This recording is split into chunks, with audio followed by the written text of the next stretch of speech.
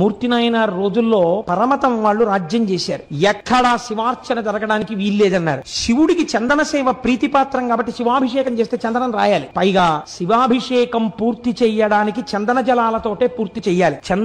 చందనం కలిపిన జలాలతో తప్ప వేరొక దానితో పూర్తి చేయకూడదని ప్రమాణం. కాబట్టి చందనం లేకపోతే అభిషేకం జరగదు. పైగా అయిపోయిన తర్వాత విభూతి రాసి గంధం రాస్తారు చల్లతనానికి. కాబట్టి ఎక్కడ గంధం చెక్కలు దొరకకుండా చేశాడు రాజు. శివార్చనలు ఎవరైనా రహస్యంగా ఇళ్లలో చేస్తుంటే గంధం లేకపోతే అభిషేకం జరగదని. మూర్తి నాయనారు రాజ్యం అంతా వెతికాడు. ఎక్కడ ఇంత గంధపు చెక్క కూడా దొరకలేదు. ఆయనకి బాధ కలిగింది. గంధపు చెక్కని తీసుకొచ్చి సాన మీద పెట్టి రాస్తే అరిగిపోయి సువాసనతో కూడినటువంటి నజ్జునిస్తోంది. ఈశ్వరుడు ఇచ్చినటువంటి చెక్క నాకు ఉంది. నేను నా మోచేతిని సాన మీద అరగతీస్తాను. వచ్చిన నజ్జుని శివుడికి అలంకారం చేస్తాను, అభిషేకం చేస్తాను గంధంగానని తన మోచేతిని అరగదీశాడు. అరగదీస్తుంటే చర్మం చిట్లిపోయింది, రక్తం కారిపోయింది, మాంసం పక్కకి తప్పుకుంది, ఎముక అరిగిపోతుంది. ఇక చూడలేకపోయాడు శంకరుడు. తాను ఆయన పెట్టుకున్న పార్థివలింగంలోంచి బయటికి వచ్చి గబగబా చేయి పట్టుకున్నాడు. పట్టుకుని ఎంత సాహసం చేశావయ్యా, గంధపు కర్ర దొరకలేదని, గంధపు కర్రలు దొరకకుండా రాజు చేశాడని నీ చేతిని సాన మీద అరగదీశావు.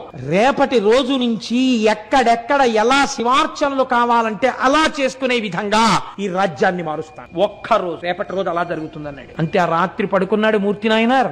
రాజు పడుకున్నాడు. మూర్తి నాయనార్ ప్రాతకాలంలోచి శివాలయంలోకి వెళ్ళాడు. ప్రాతకాలంలో రాజు హంసతూలికా తల్పం మించి నిద్ర లేవలేదు. ఎందుకు లేవలేదని దగ్గరికి వెళ్ళారు. రాజు నిద్రలోనే మృత్యువశుడైపోయాడు. ఆయనలో ఉన్న శివుడు తప్పుకుంటే చాలదండి, చనిపోయాడన్నారు. పార్థివ శరీరాన్ని బయట పెట్టేశారు. కొడుకులు లేరు కాబట్టి ఇప్పుడు ఎవరికి ఇవ్వాలి రాజ్యం? ఆ రోజుల్లో ఒక్కటే పరీక్ష. పూలదండని ఏనుగుకిచ్చి ఏనుగునికి కళ్ళకి గంతలు కట్టి వదిలేరు. అది ఎవరిని చూసినప్పుడు దండ వారి మెళ్ళలో వేస్తుందో వారికి పట్టాభిషేకం చేస్తామన్నారు. మూర్తి నాయనార్ దేవాలయంలోంచి బయటికి వస్తున్నాడు. ఏనుగు అటుగా వెళ్ళింది. మూర్తి నాయనార్ వాసన తగలగానే రెండు కాళ్ళు జాపి భూమి మీద చోటిచ్చి కాళ్ల మించి ఆయన్ని పైకెక్కించుకుంటూ దండ వేసి తన మూపున కూర్చోబెట్టుకుని అంతఃపురానికి తీసుకెళ్లి ఈయనకే పట్టాభిషేకం చేద్దామని మరునాడు మూర్తి నాయనార్నే రాజుగా అభిషేకం చేశారు. ఆయన అన్నాడు, నాకు అభిషేక జలాలతో సామ్రాజ్య పట్టాభిషేకం వద్దు, నాకు విభూతితో అభిషేకం చేయండి అన్నాడు. భస్మతో అభిషేకం చేయించుకుని నేను బంగారు కిరీటం పెట్టుకోను, రుద్రాక్ష కిరీటం పెట్టుకుంటానని రుద్రాక్షల కిరీటం పెట్టుకున్నాడు. ఎక్కడ చూసినా శివార్చనలు చేయించాడు. రాజ్యం 3 పువ్వులు 6 కాయలుగా పరిఢవిల్లింది. కనుక మీరు ఆలోచించండి, పరమేశ్వరుడన్నవాడు ఏది చెయ్యలేడు,